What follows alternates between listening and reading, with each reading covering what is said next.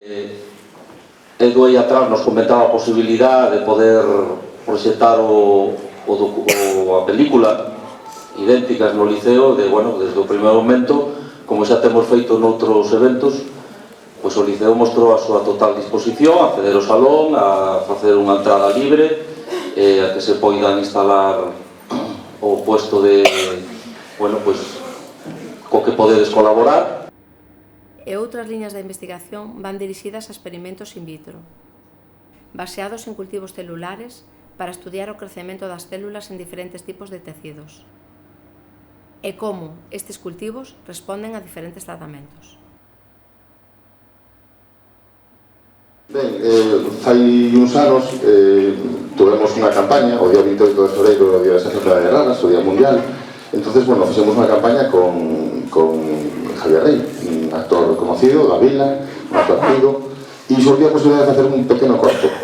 Foi unha pequena intro, ¿no?, do que ahora é o documental.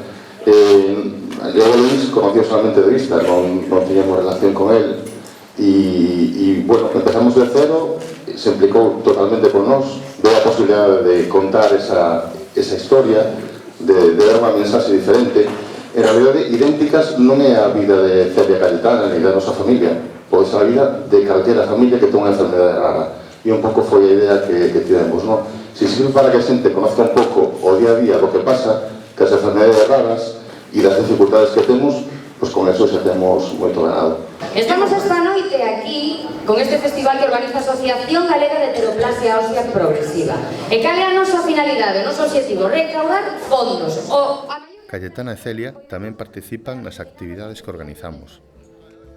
Explicámoslle que son eventos para conseguir diñeiro que axuda a investigación.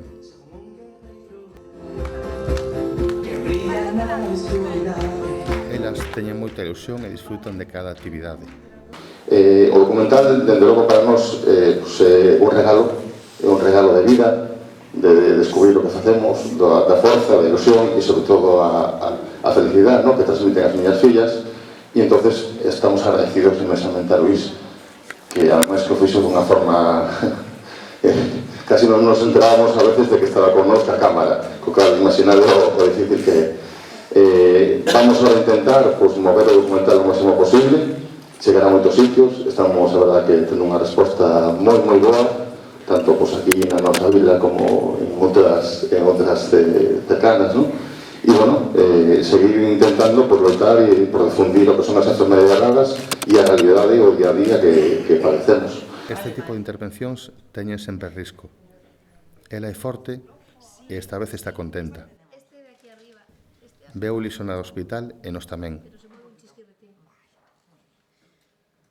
Con medo porque son días duros e de incertidume, sobre todo ata que cicatrice e pase esta primeira fase.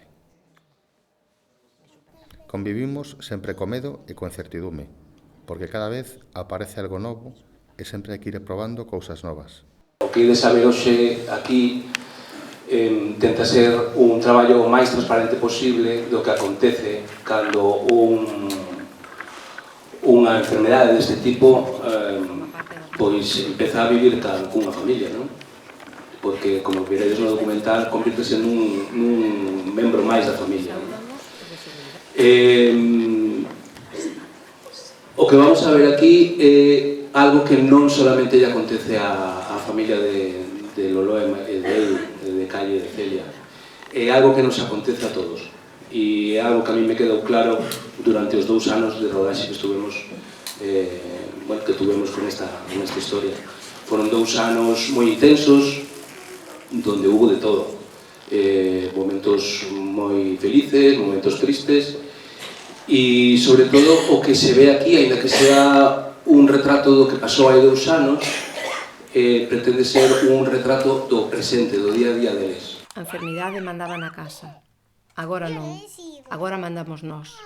Ela é unha máis. Como han chegado tan rápido? Yo tenía que llegar de primeiro. Conseguimos achegarnos un pouco a certa felicidade. Ya trabajo aquí. Bueno, coas nosas necesidades e limitacións e coa incertidume. Porque creo que acabamos de ver algo, para mí algo máis como a película, un documental, eu creo que unha lección de vida de todos, de toda a familia, dunha familia, dos pais e dunhas nenas. Eu por eso desde aquí quero darlle as gracias a esta familia, as nenas, e tamén darlle as gracias a Luís por este traballo, por amosar, sensibilizarnos ante un problema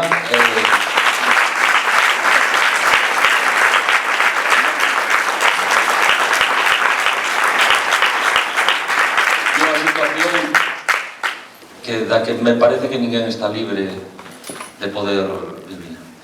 Entón, gracias.